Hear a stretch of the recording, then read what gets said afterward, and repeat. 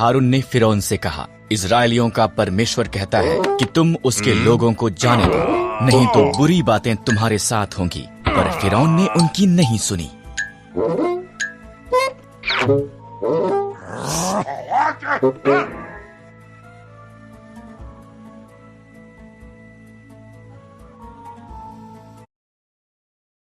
इसलिए परमेश्वर ने मिस्र में पानी को लहू में बदल दिया, कोई भी इसे पी न सका।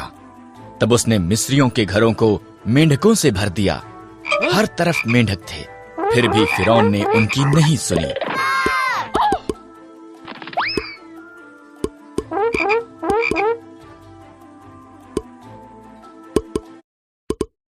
इसलिए परमेश्वर ने मिस्र के आकाश को कुटकियों से भर दिया, वो वहां धूल के समान भर गई। फिर उसने मिस्र के देश को डांसों से भर दिया, फिर भी फिरौन ने उनकी नहीं सुनी।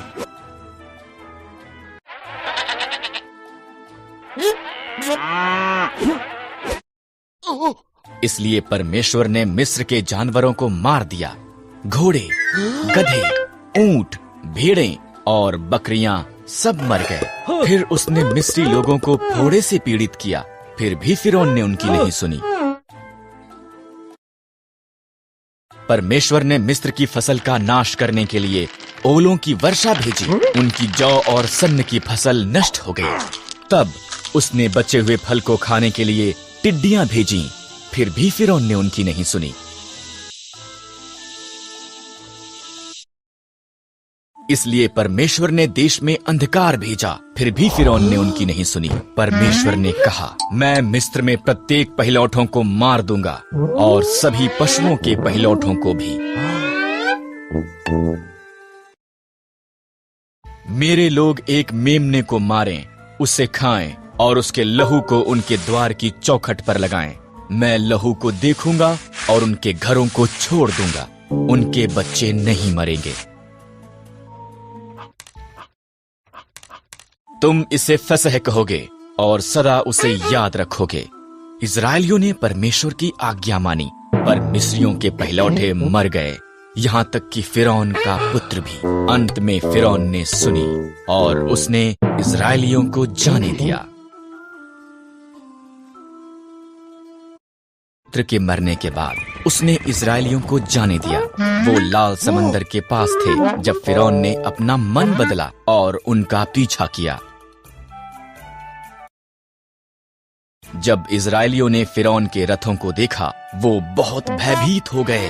लेकिन परमेश्वर ने मूसा को लाल समंदर की तरफ उसकी लाठी को उठाने के लिए कहा। परमेश्वर ने एक जोरदार हवा भेजी और समंदर को दो भाग कर दिया। एक सूखा मार्ग प्रकट हो गया और इजरायली लाल समंदर के बीच में से निकल गए। यहाँ पर उनके दोनों तरफ एक पानी की दीवार थी। वो सुरक्षित दूसरी तरफ पहुंच गए। फिरौन और उसकी सेना समंदर में उनके पीछे गई। परमेश्वर ने मूसा को उसका हाथ बढ़ाने के लिए कहा। तब समंदर फिर से वापस एक हो गया और फिरौन और उसकी सेना डूब गई। परमेश्वर ने उसके लोगों की एक उजाड़ में अगुवाई की। उसने उन्हें भोजन और पानी दिया। उन्होंने सिनै पर्वत के पास डेरा लगाए, जहां पर परमेश्वर ने पहाड़ की चोटी पर मूसा को मिलने के लिए कहा। आग और धुएं से घिरा हुआ मूसा ऊपर चढ़ गया और परमेश्वर उससे मिलने के लिए नीचे आया।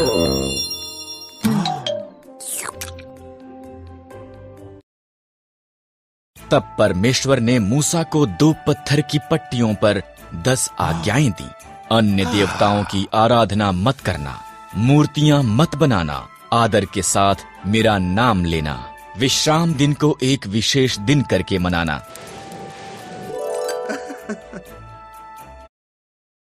अपने माता पिता का आदर करना, कत्ल मत करना, अपने पति या पत्नी से वफादार रहना, चोरी मत करना, लोगों से या जो उनके पास है उससे ईर्ष्या मत करना।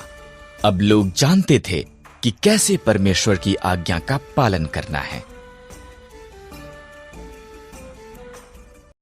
को वायदे किए देश में भेजा। उनमें से 10 ने कहा, हम वहाँ के लोगों को कभी भी हरा नहीं सकते। पर यहोशू और कालेब ने कहा, परमेश्वर की सहायता के साथ हम इसे कर सकते हैं।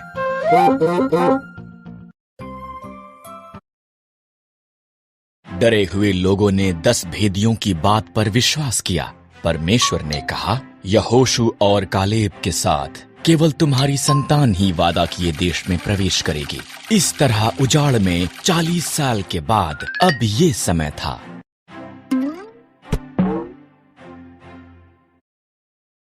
यहोशू ने 2 भेदियों को यरीहो में भेजा। वो राहाब नाम की एक स्त्री से मिले, जिसने उन्हें छिपाया और दीवार से नीचे उतरने में सहायता की। उन्होंने उसे और उसके परिवार को बचाने का वायदा किया। इजरायलियों ने यरदन नदी पार की। पहले याजक वाचा का संदूक उठाए आगे गए। जब उनके पांव ने नदी को स्पर्श किया, तब उसने बहना बंद कर दिया। हर कोई सूखी भूमि से होकर निकल गया।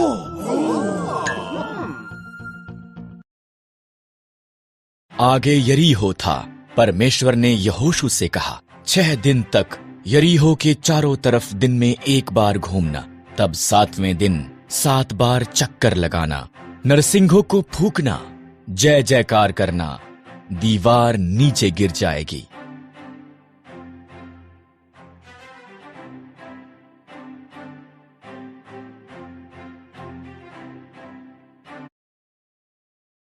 यहोशू ने परमेश्वर पर भरोसा किया। जैसा प्रभु ने कहा उसने वैसा ही किया। दीवारें गिर गए। उन्होंने शहर को कब्जे में ले लिया। राहाब बच गई। परमेश्वर के लोगों ने वादा की हुई भूमि को कब्जे में लेना आरंभ किया।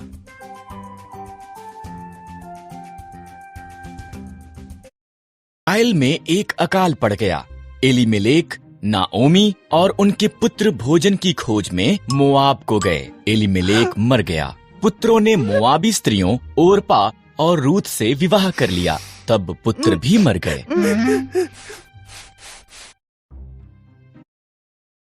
तीनों स्त्रियों के पास पति नहीं थे।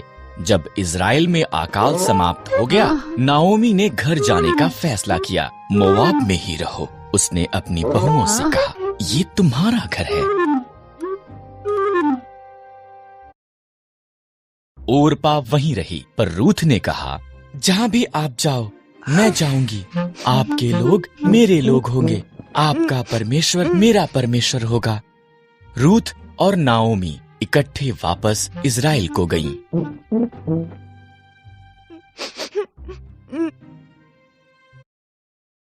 ये इज़राइल में फसल के कटने का समय था। नाओमी ने रूथ से कहा कि वो जाकर खेत में काटने वालों के पीछे फसल को बीन ले। खेत एलीमेलेक के संबंधी बोअज का था। बोअज रूथ के पास आया।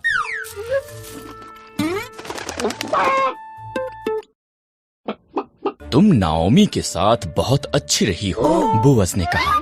घर छोड़ना मुश्किल रहा होगा, परमेश्वर तुम्हें आशीष दें। उसने रूथ को भोजन दिया और अपने जवानों को उसकी देखरेख करने को कहा।